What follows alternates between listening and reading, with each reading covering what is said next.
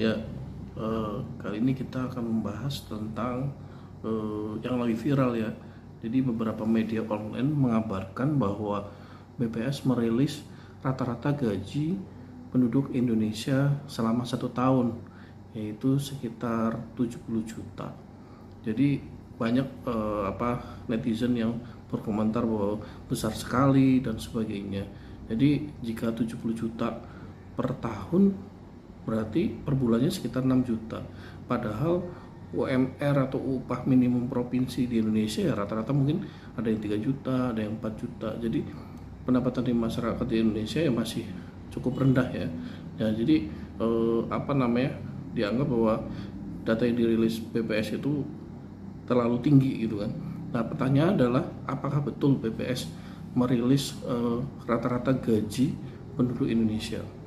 Jadi jika kita telusuri bahwa pernyataan dari Kepala BPS RI pada saat kesempatan itu adalah merilis pertumbuhan ekonomi tahun 2024 dan triwulan 4 2024 sekitar tanggal 5 Februari.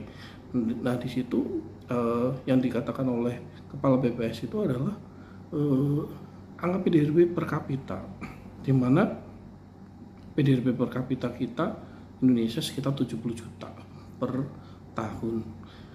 Nah, ini artinya 70 juta per orang per tahun atau sekitar 6 juta per orang per bulan. Nah, pertanyaan adalah ini PDRB per kapita ini apakah bisa diasumsikan sebagai pendapatan? Jawabannya tentu saja tidak. Karena kalau kita mengacu pada penyusunan PDRB menurut pendapatan ya. Jadi dalam menyusun pertumbuhan ekonomi atau PDRB atau PDB itu bisa dari 3 sudut pandang ya. Jadi yang pertama dari lapangan usaha, kemudian dari pengeluaran dan dari pendapatan. Nah, dari sisi pendapatan inilah kita akan tahu komponen-komponen penyusun dari PDRB itu sendiri. Jadi PDRB itu dari sisi pendapatan itu terdiri dari upah dan gaji, surplus usaha, pajak tidak langsung, dan dikurangi subsidi. Artinya dalam PDRB itu terdiri dari 4 komponen tersebut.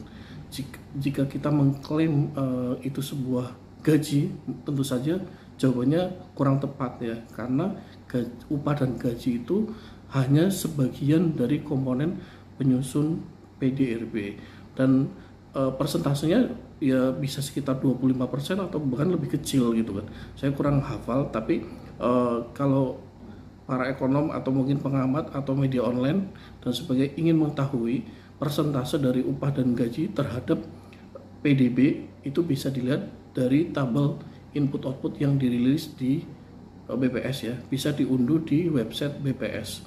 Mungkin kurang lebih pembahasan dari polemik dari PDRB per kapita mungkin kurang lebih itu ya pendapat saya. Jadi kalau ingin diskusi silakan komen di kolom komentar.